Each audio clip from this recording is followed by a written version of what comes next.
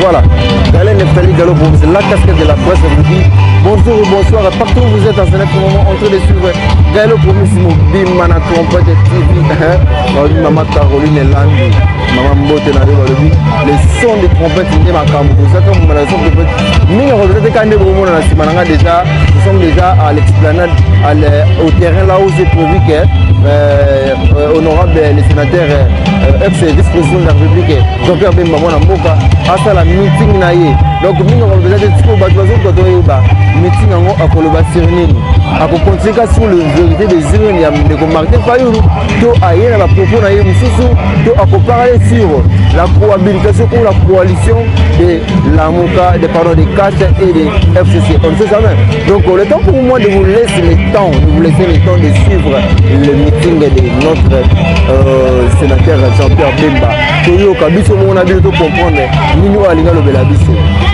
parce que quand on a rencontré la côté c'est comme quand on est banni pour le biso et par là je profite de saluer le vieux Sardou Mukoko le vieux Sardou Mukoko le dit toyo kayo des sons du trompette il est là toyo kayo des sons du trompette nous au Canada donc je vous laisse le temps de suivre cette interqualité cette meeting donc quand moi mon polo to moko oyo mais c'est Jean-Pierre Bemba mona moka Bemba koloba et bon la bilo to beaucoup de na sima soki nzambe apesi makasi nde tokoluka toputa na poto meka ntoko osilisa donc mbote ya bino partout où vous êtes bango kolanda Gallo Promis Galen Neftali en direct de l'Australie active le Australie active nde makambo mama bobete feta mbote na yo parce que ozaka wana toujours mpona kosunga mokili ozaka information oyo ezoleka na kati ya Kinshasa à la source bakataka eloko te mama Caroline mama bobete feta bonjour na yo mbote na opena la félicitation parce que ozosala kaka ndenge toyokanaki pourquoi pas aussi à toi tenu mokolo alobi date ezoyebana te ba date nini ezokoma mpo te okozwa na délégation donc merci d'avoir dit que non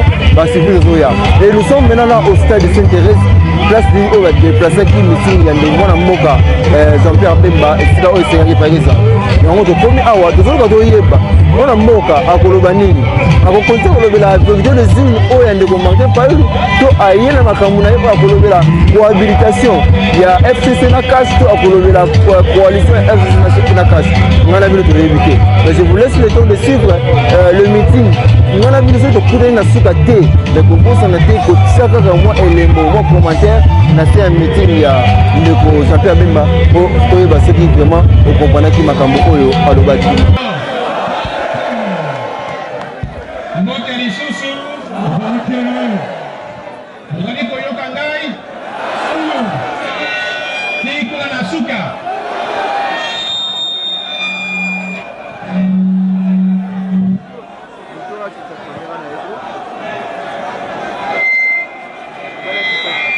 ozali koyoka awa ozoyoka te oyo drapeau kita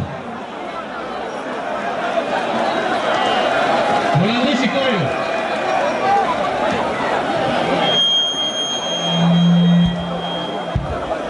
bana Kinshasa liboso na banda oyokana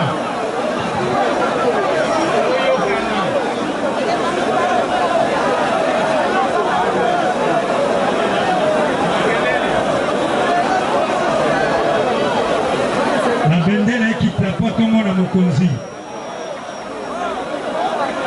na drapeau ekita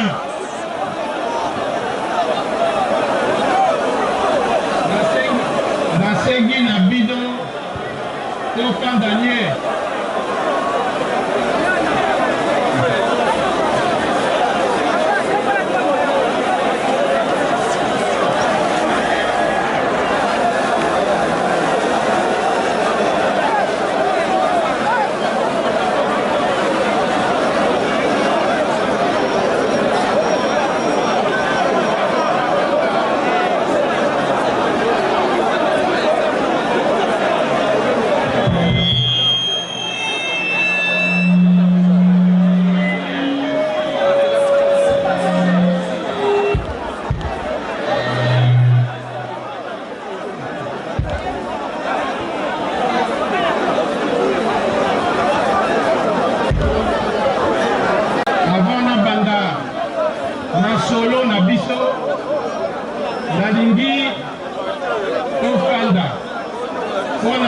bandeko oyo batiki biso bambula nyonso nazalaki te. 1 minute de silence mpona bandeko na biso bavictime ya intolérance.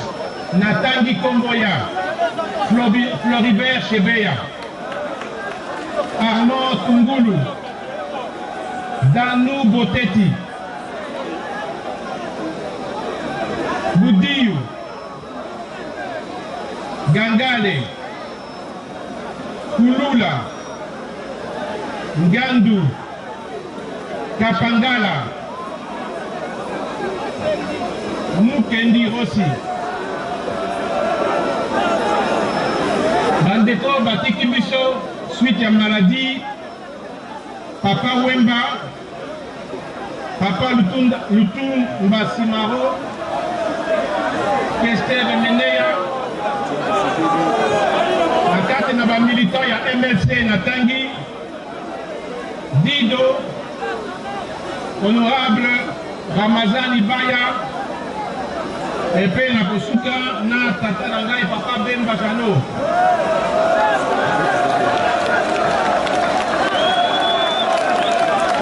Naza pe na ma collègue ya mosala ntango nazalaki vice-président bazali mibale, monsieur Zaidi Ngoma na monsieur Yerodia. Nalingi topanda totelema mpona 1 minute moko mpona bandeko na biso batiki biso.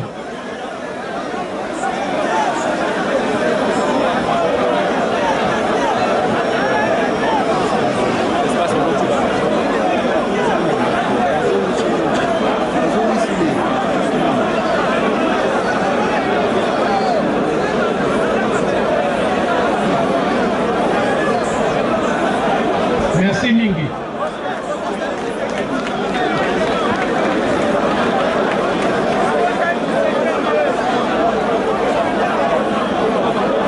Avant na banda masolo na biso bandeko na ngai awa nazali ngai moko te. Na banza bomoni mpe bilongi ya bandeko na biso bazali awa boyebi bango. Nakobanda na mwasi na ngai mama Liliane na banza boyebi ye.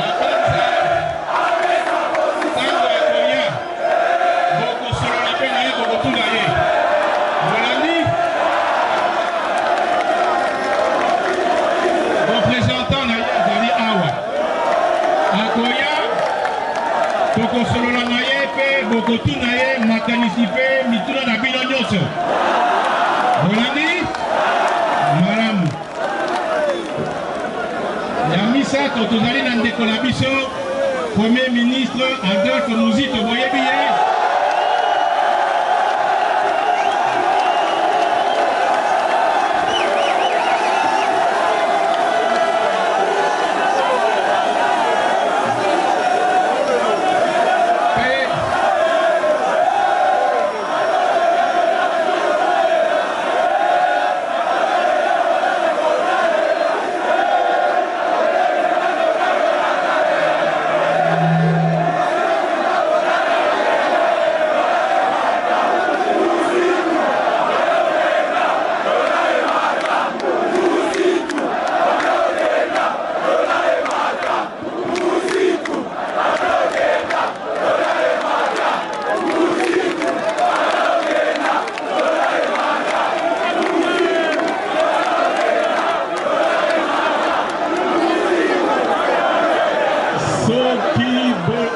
Kishasa Mbote.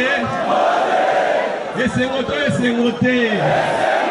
Ayeto, Ayete. Aye pour renforcer Itumba la vérité des urnes. Ce qui bolingi dollar et kita, il faut vidéo. Ils ont monté. Vidéo.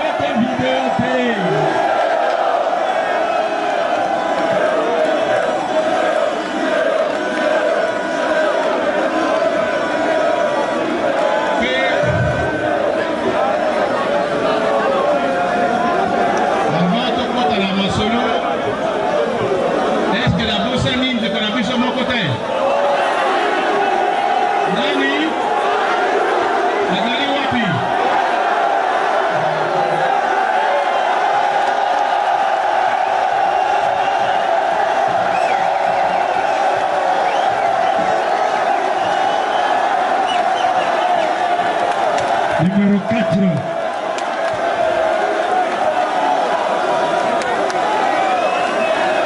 Cheye. Bandeko na ngai mbote na bino. Ici ça va et là-bas. Ici ça va et là-bas. Ça ne va pas. Balobi o bakosala baculte. Balobi o bakoya te. Balobi o bakosala kokoso po amona bino te. Bomoni ye, hein? Bomoni ye, hein? Igwe!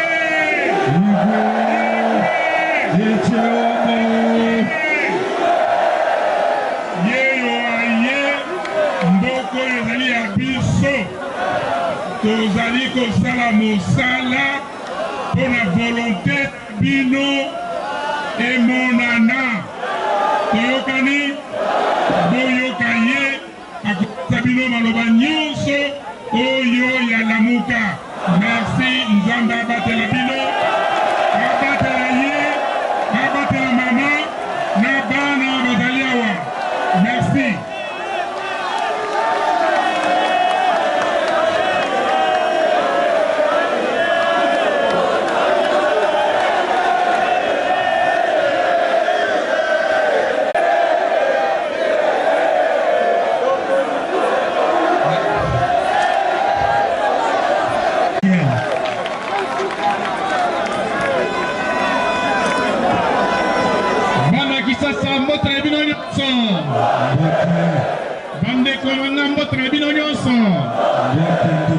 ACC, Arc-en-Ciel du Congo, Sikoyo akotipe na kati ya Lamuka.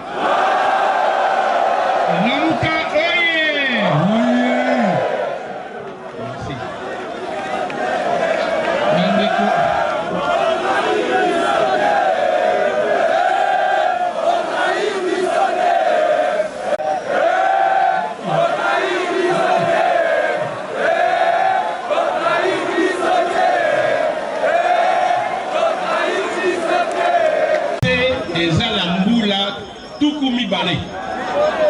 Le 30 septembre 1998, 98, Bolandaki, Naba Radio, Naba Bilili, que la décidaki, Kosimba Maduki, pour contester et que Zombisa, démocratie n'a qu'à te mboka na biso.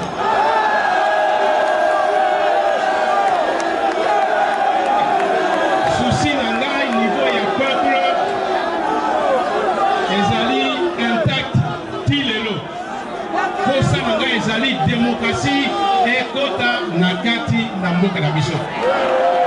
Justice ezala nakati na mboka na biso. Ba gouvernant batala liboso intérêt ya peuple avant kota l'intérêt ya poche na bango.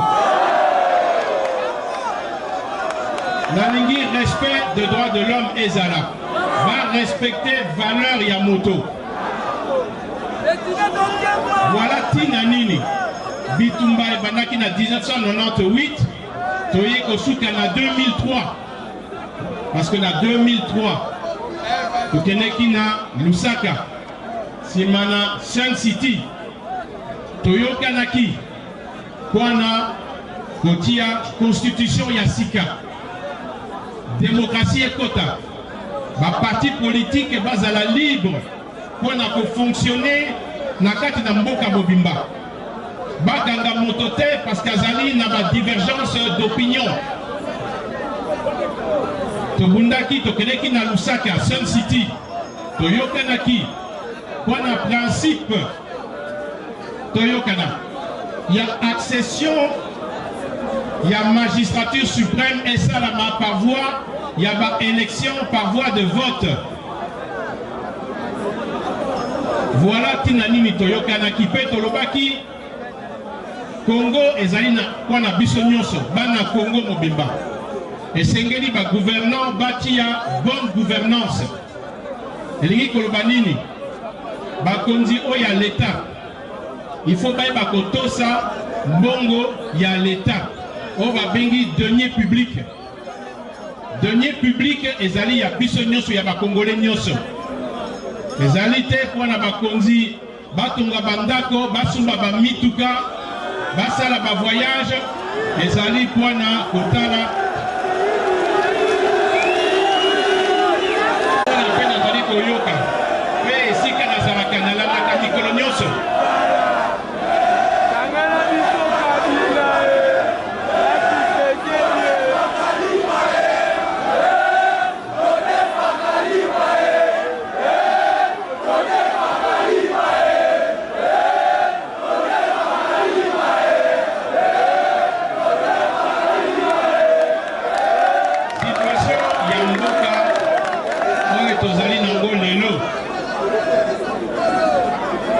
nakoki koloba ke mboka ekabwani entre bandeko oyo bayebi esika volonté ya peuple ezalaki pe bandeko mosusu oyo bazoloba eloko mosusu me biso na kati na lamuka tolobi tokoki kotika komba wana te tokokontinue kodefendre baintérêt ya peuple na biso parce que tolingi mboka ebonga mboka ekobonga ndenge nini mboka ekobonga soki ya liboso na batoyo toyokana mboka ekobonga soki sécurité ezali na kati na mboka na biso tozali koyoka ke bandeko na biso ezala kote ya Beni kote ya Sud Kivu lelo lisusu kote ya Ituri eboyibi basacrifice oyo nasala mpona kozongisa kimia na 2001 entre baema na balendu nazongisaki kimia na kati na Ituri mobimba lelo soki bandeko ya ema to lendu bazali awa eza lukuta nazongisaki kimia te entre ema na lendu sikoyo nayoki bitumba ebaki lisusu bandeko na biso bazali kokufa lisusu mpona ntina moko te kaka mpona baconflit epe manipulation ya bato mosusu na kati na bakommunauté nazali kosenga na bandeko na ngai banoko na ngai baema balendu bokota na jeu wana te boyebi malamu kezali volonté na bino te ezali bato mosusu bazali koinstige mpona batia mobulu bokota na jeu wana te botika bitumba bokoya kosilisa bana na biso pamba ntango nakotaki na problème ya bitumba wana plus de 7000 bakufaki massacre esalamaki nafandaki na Unya sanza motoba butu moi kotambola na Ituri mobimba mpona kozongisa kimia kosolola na bachef coutumier kobengisa bango na Bunya na stade na Bunya mpona kosele réconciliation boyebi yango Mais tout ça là qui est réconciliation. Pourquoi les lois du sous il faut au Bunda?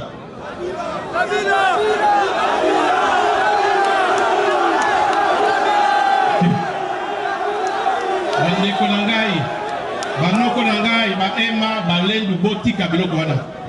Botika biloko wana. Na beni ndenge moko. Armée na biso esengeli batala bakasi. Problème à ADF et ADF, d'ailleurs bien repé malamu. Na fandaka na beni, est-ce que bandeko nangai ya beni bazali awa?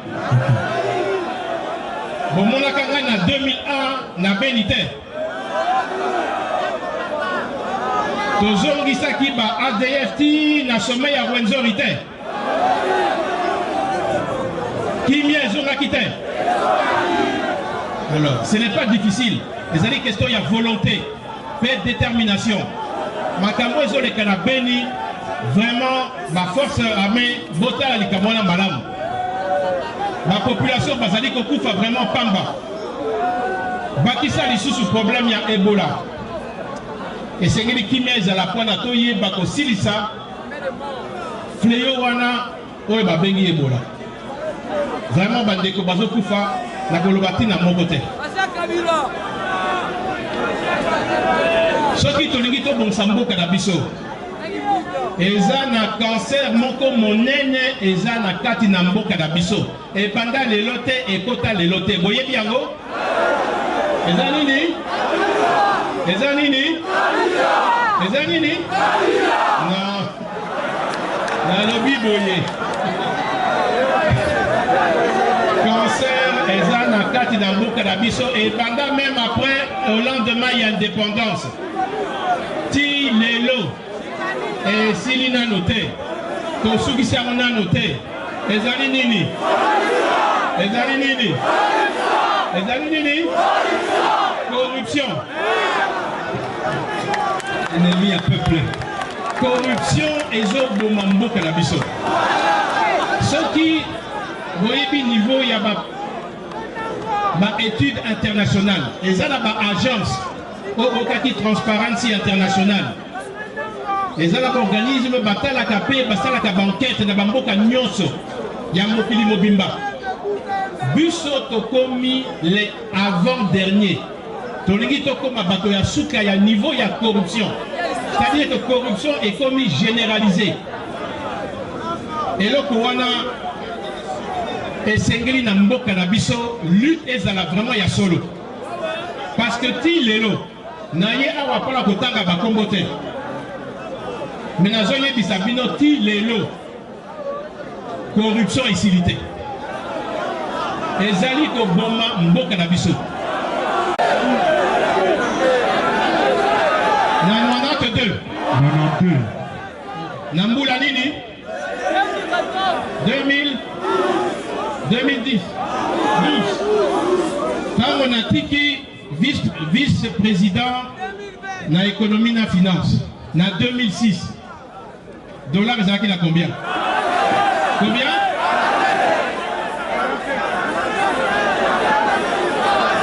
Nyonso wana. Lelo ekomi na combien? 167. Voilà résultat Oyoto Bengi, il y a mauvaise gouvernance. Bongo, il y a l'État, il faut être qu'à la point de développement, il y a Mboka Nabiso. Développement, il y a ma condition de vie, il y a population Nabiso. Résultat, il y a Goyo. En 2003, le 15 juillet 2003, quand on a combattu à Kinshasa, dollar, ils ont na 420. Na Kende qui na tiki dollar na 425. Le ministre. Voilà. Durant Mboula Misato, dollar est fandi entre 420 et 425. Ça là, le dollar est combien? Et ce qui est au Kébité. Ce qui est au Kébité. Na oyi nazali koyoka.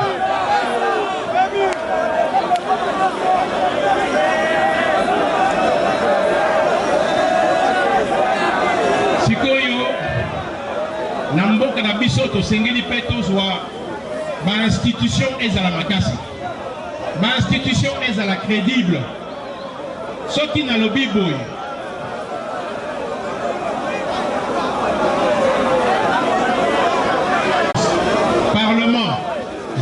Assemblée nationale, Sénat, cours et tribunaux, et Sengeli, Ezala Makasi. Pour la cause de la Makasi, il faut Ezala crédible. Parce que nous sommes les base, il y a démocratie, Nakatina, Mboka Nabiso. Malheureusement, vous allez comme on a cancer, on a le baki liboso. Et Kotiti, na niveau wapi, et comme baby s'appelle Nini, mais vous allez comme on a le résultat, et vous allez que dans la journaux, que au Canada Radio, comment est-ce que l'Assemblée Nabiso va former en haut? Les résultats, il y a crédibilité. Les alliés résultats, il y a vote, il y a peuple. Les alliés résultats, il y a souhait, il y a peuple. Voilà ici quand vous allez que baby sambo cannabis. Crédibilité, il y a mbo cannabis. Quand on a pour revendiquer, ma droit cannabis.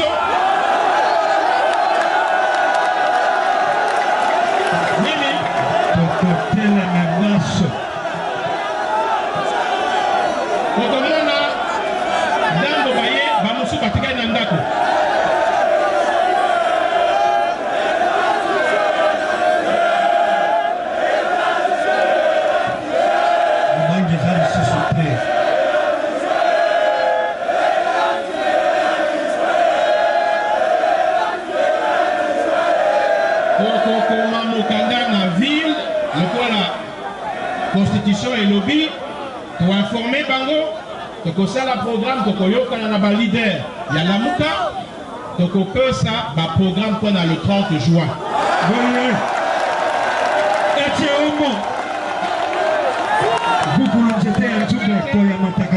Pour que tu fais ça occasion te na Bango na la biso balabano bakoya bazali ba tribaliste bazali soki banini ezali lukuta na lamuka tribalisme ezali te. Ok.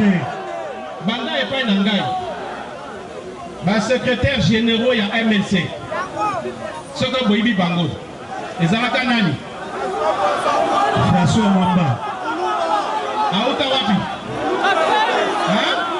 Ita kauti wapi? Mandundu. Loa kauti wapi? Motetela. Mama Eva oti wapi? Kisangani. Mwasi na ngai oti wapi? Kasai mamu. Ngai na koiko boya, mandeko na ngai bokolo na ngai ya Kasai. Jamais.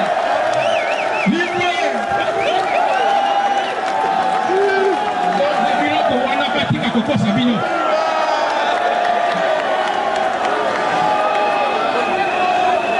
Martha Fayulu na yebi esikoyo. Mbula tuku misato la kanisi mine sikoyo mine na yebi Martha Fayulu tozalaki nano vraiment toyita kosi sa classe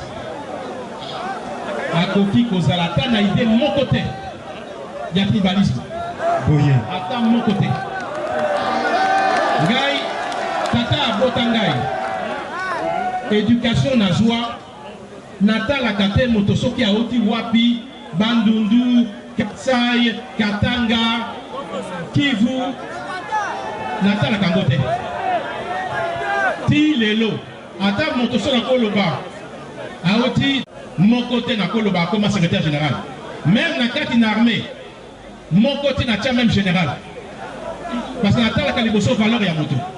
Ok, donc nakoloba ke biloko wana eza na lamuka te.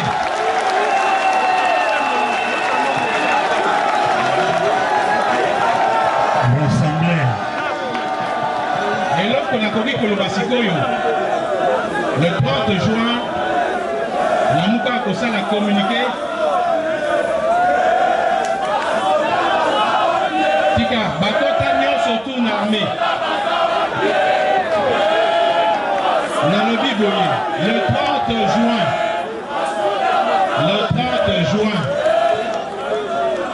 tokopesa mot d'ordre bamikolo ezali koya kala mingi te tokosangana tokoyokana mpe na bandeko bazali na poto ça le programme, peut-être ça le programme.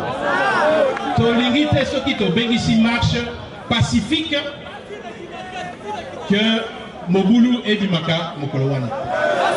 Nyonso pour la crédibilité et ça na institution la mission. Nalingi sikoyo koloba boyina sukalo. Lamuka boyoki lamuka. Lamuka ezali bien sûr zaki plateforme électorale pour faire gagner candidat comment il y a opposition dans l'élection présidentielle. Oui, makambo likaki. Boyokaki que tokoti lamuka ekomi plateforme nini? Plateforme politique. Je crois que vraiment Bakuna Bokomi très politique c'est quoi? Et puis la bande de Siko peut pour la mouki. Il y a un sous dans la mouki.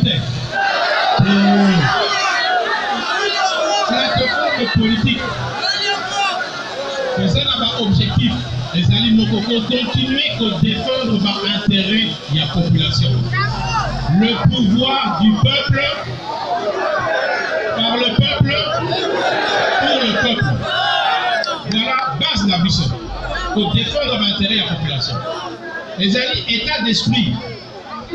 Bissonion sont totalement unis. Moto à sa communauté. Moto mon côté, le leader de la carte de la Luka, Azana Posa, c'est à mon changement et quota Nambo Kanabiso. Que vraie démocratie est la carte de Nambo Kanabiso. Mais les de la bande de Kobazali, à la Pépo Bazali, on a besoin assurer Bino.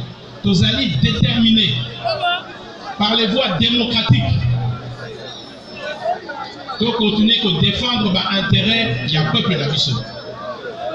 Mais peuple, il faut qu'il y ait que la Mouka Izali et l'autre, il y a Martin Fayou Luther, Adolphe Mouzit, Jean-Pierre Bembaté, Moïse Katum Bité, Luther, non. Ezali, il y a Nani. Ezali, il y a Bino. Boyoki. C'est-à-dire que ceux qui Bino Moko, bon, là, ici, intérêt, il y a Bino, il y a la Mouka, alors changement peut être la tête. Parce que ceux qui vivent de côté de la carte de la Mouka, ce n'est pas pour leur intérêt personnel de la mission. Ce qu'il faut faire dans la mission, n'a pas maman, n'a pas ni. Vous allez avoir pour défendre le awa, pour défendre l'intérêt, il y a peuple. Donc ceux qui la Mouka, par les voies démocratiques, c'est maintenant que le bâtard, non, ben balinga, zonga les sous sur la zone, bâton, non. Dans le lobby pour les voies démocratiques. Selon la Constitution.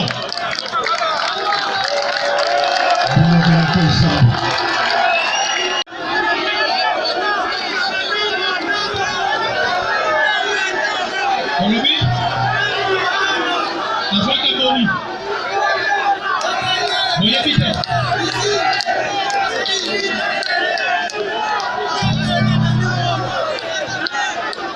Voilà, et l'autre, ils ont dit combien de sa crédibilité, il y a une institution dans la mission. Ceux qui ont dit que la mission est bonga. Ma pas respecter Bisso. Tous appellent Lukumu, aux Arabes congolais. Le Sengeli, Kimia, Tikanani, Kimia. nalingi naloba makambo président Jean-Pierre Bemba lobi tosepeli na réaction na ye te tomoni yango clair te on dirait aza mutu moko azobanga il faut azala clair soki ke no gouvernement ya Félix bato alamuka bakotravaille te ye faut atikala na côté wana toboyi ye akende kotravaille na gouvernement wana ata babika démocratie ekoti parce que Félix azwi pouvoir na démocratie te eza konome banome na individu moko yango wana ye akoti kotravaille te na Félix tolobi yango makambo wana alobi mabe il faut azala déterminé ki akotravaille te parce que na voie démocratie eza bongo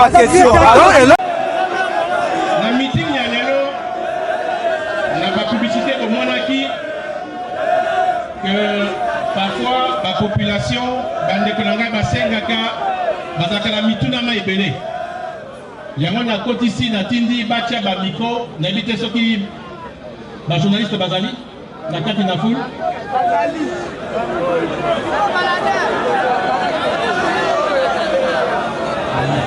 la vérité des urnes pour Yamonde Moutezali soubassement Yalit Yalamuka. Merci. Voilà ma camotali, on le dit vérité des yeux. Tokotaka na bitumba wana le lendemain il y a ba élection. Tolingaki to sengaka ba publier saigner publier ba PV nyonso. Comme ça toyeba. Ceux qui ont gagné to reconnaître moninga oya gagné. Ceux qui ont perdre te reconnaître, ou à perdre, à reconnaître que Moninga a gagné. C'était ça le combat. Il y a vérité des yeux. Il y a autre côté d'étape Sikoyo, il y a plateforme politique. Donc, ici Sikoyo, combat, il y a défense, il y a peuple.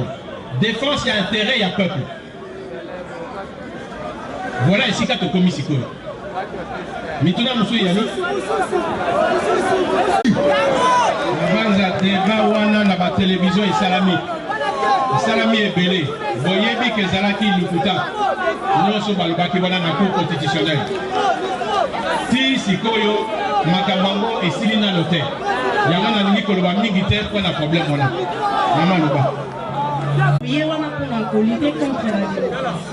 Alors, ce qui est là, lutter pour la démocratie, pardon. Les lots, c'est que au continue qu'on travaille dans des politiques, sont pas la démocratie en place.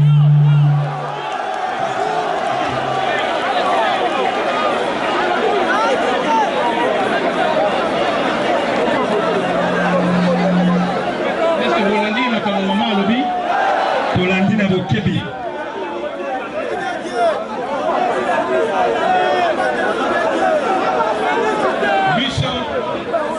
Démocratie et Zarakate Nambuka. La démocratie, les alliés, le pouvoir du peuple pour le peuple par le peuple. N'est-ce pas? La démocratie, les alliés, respect à opinion. Ce qui, la carte Nambuka, Bissonion sur Tozan a même entendement commun. Respect à opinion na moto. Je pense que nous sommes les camarades de la respect des libertés individuelles, respect, il y a pas opinion. Je crois que nous sommes et que nous allons progrès mon aîné pour la